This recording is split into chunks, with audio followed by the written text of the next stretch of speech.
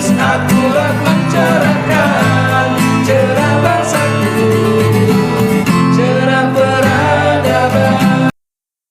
Assalamualaikum warahmatullahi wabarakatuh. Konten ini, video ini khusus gua buat untuk para ustadz, para alim ulama, para kiai, para habaib yang punya suara, yang punya masa, yang punya pengikut. Gua pribadi mengajak para ustadz, para ulama, para kiai, para habib tersebut untuk bersuara bersama-sama untuk stop mandatori. Karena mandatori, sekali lagi kita minta stop mandatori. Kita nggak minta stop vaksin, bukan. Stop mandatori. Kita tidak menutup kemungkinan bahwasanya vaksin bisa berpengaruh baik.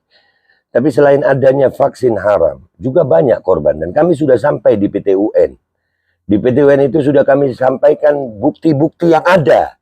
Bukti-bukti jurnal ilmiah yang ada. Dan itu diterima oleh hakim-hakim PT UN. Wahai para ustadz, wahai para ulama, wahai para kiai, wahai para habib. Tanggung jawab kalian kepada Allah dan Rasulullah. Sampaikan. Sampaikan. Gue nggak ngajak kalian melawan. Bukan. Bersuara aja. Nggak angkat senjata ini. Bersuara. Dan suara yang diperlukan juga bukan melawan sepenuhnya. Stop mandatori, nggak boleh pemaksaan. Islam mengenal la ikraha fid din. Tidak ada pemaksaan untuk urusan agama. Kenapa ikraha fi vaksin? Kalian diam aja. Bahkan nggak sedikit ustadz ikut jadi endorser vaksin.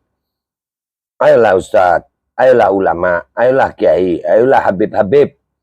Jangan cuman kita, gue jujur aja deh. Kalian kemana-mana juga, kalian ada juga yang nggak mau divaksin, tapi akhirnya cari vaksin palsu kan, sertifikat palsu kan. Udahlah, ini bersuara dengan benar gitu. Nggak usah pakai palsu-palsuan. Gitu aja ya, nggak usah baper lagi. Ntar gue begini dikira ngegas ustadz. Enggak, ini permintaan sebagai umat Rasulullah terhadap orang-orang yang dapat ilmunya Rasulullah SAW. Assalamualaikum warahmatullahi wabarakatuh. Jangan baper ustadz. Assalamualaikum warahmatullahi wabarakatuh. Alhamdulillah langsung laporan setelah kita sidang di PT UN. Kenapa gue bikin video pendek begini? Karena percuma juga kalau ini gue angkat di YouTube gue akan dibredel lagi. Ya, jadi laporannya kami tadi alhamdulillah sudah menghadirkan 2 saksi korban ya yang merasakan kerugian akibat mandatori vaksin. Dan alhamdulillah hakim menerima keterangan 2 saksi tadi. Dan pihak tergugat juga pertanyaannya kami lihat hanya pertanyaan-pertanyaan biasa, pertanyaan-pertanyaan yang sebenarnya nggak perlu dipertanyakan lagi.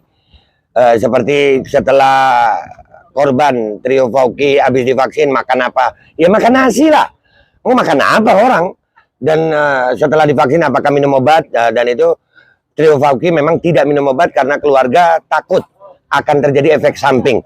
Jadi alhamdulillah aja so far pengadilan ini ada kita di pihak penggugat unggul dalam tanda kutip. Wallahu alam. Sidang akan berlanjut 2 minggu lagi karena minggu depan ada Idul Adha. Dan di minggu depan kita akan mendatangkan ahli dari patologi, ahli dari luar ya. Mr. Fenton, Profesor Fenton dari UK, dan itu akan melakukan sidang ini, menghadiri sidang ini lewat Zoom. Dan juga ada ahli hukum administrasi negara.